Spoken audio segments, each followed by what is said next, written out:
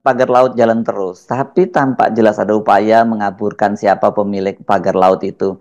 Jadi tadinya itu ada yang mencurigai bahwa ini semacam win-win dari pemerintah. Jadi pemerintah tidak kehilangan muka, oligarki dan korporasi juga bisa terlepas dari pertanggungjawaban.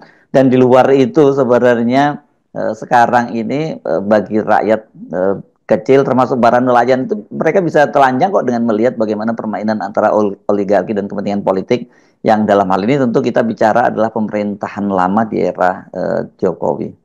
Kita balik pada isu utama tadi bahwa pagarnya sudah dibongkar, akses nelayan ke laut lepas sudah dibuka. Sekarang masalah yang tetap tertinggal adalah misteri itu pagar siapa, diberi izin oleh siapa, dan lebih dari itu pemetaan yang sudah dibuat melalui penelitian netizen ini memperlihatkan bahwa hak guna bangunan itu sudah diberikan pada Pantai Indah Kapuk. Jadi pertanyaan utamanya siapa yang memberi hak itu? Dan kita kembalikan pada prinsip bahwa hak itu tidak boleh diberikan karena ada aturan bahwa alam terbuka, apalagi laut itu tidak boleh secara eksklusif dimiliki oleh satu kelompok.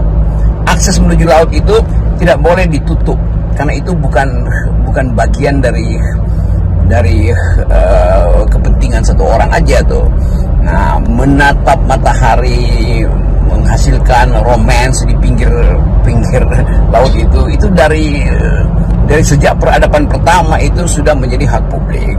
Jadi jangan sekedar dibayangkan bahwa hak untuk menikmati alam itu, keindahan alam itu adalah hak yang harus berbayar. Itu artinya kita membuat klasifikasi seolah-olah alam semesta itu ada tolnya, ada tarif masuknya. Itu juga yang mesti kita pastikan bahwa kemampuan kita berpikir secara filosofis memungkinkan kita untuk menuntut hak yang sudah diberikan pada alam.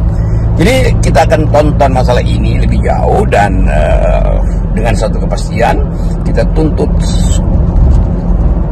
pengadilan. Sebetulnya upaya terakhir adalah pengadilan untuk menunjukkan mana dokumen yang dibuat oleh pejabat mana di dalam era siapa yang menyebabkan masalah ini harus diselesaikan dengan perintah Presiden Prabowo. Jadi tetap soal-soal hukum mesti dilanjutkan dan itu pasti akan menyangkut mereka yang terlibat di dalam sebenarnya konspirasi atau kong kali kong dengan rejim sebelumnya.